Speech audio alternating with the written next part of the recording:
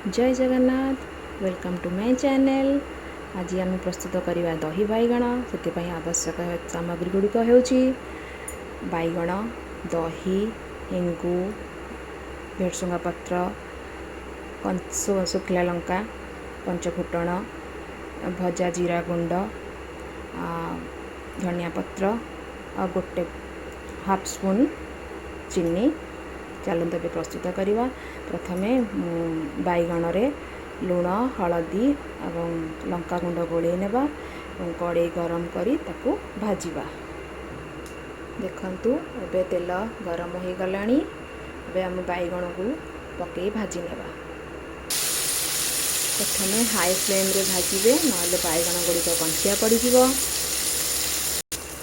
गोटे पाखापाखि गोटे मिनिट पर्यंत आपण बैगण गुड़ी को हाई फ्लेम रे भाजिबे। तापरे लो टू मीडियम फ्लेम करी भाजी नेबे। देखंतु एबे बैगण रो कलर चेंज हो आसलानी। एबे बैगण गुड़ी को आमे प्लेट को काढ़ी नबा। सही कड़ाई रे एबे आमे छुंक पाई प्रस्तुत करिबा।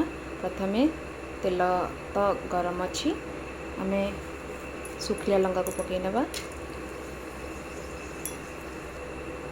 एथिरे तेलर बेसी आवश्यकता नहीं तेणु मु बेसी तेल नहींनी। एबे पंचफुटण पकईवा।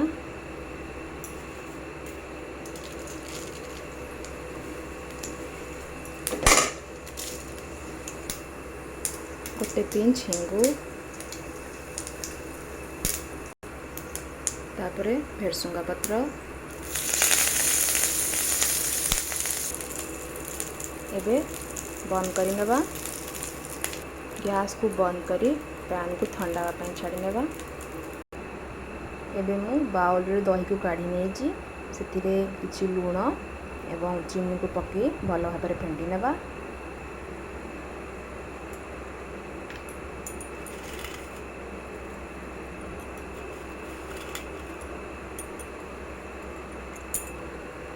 देखंतु एबे पैन पखापाखि ठंडा हो आसिलानी।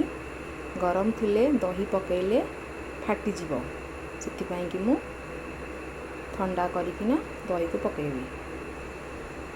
दही पकई एमती टिके मिक्स कर नेबे। देखंतु दही किछि भी छिड़ी नाही कारण पैन ठंडा थिला। एबे बैगण को पकईबा। हम भल भाबरे मिक्स कर देबा। आपण लुण टेस्ट करि नेबे। एबे जीरा गुंड गार्निशिंग पे धनिया पत्र। देखंतु हमर प्रस्तुत हो गला दही बैगण। एबे आमे बाउल को याकू काढ़ी नेबा।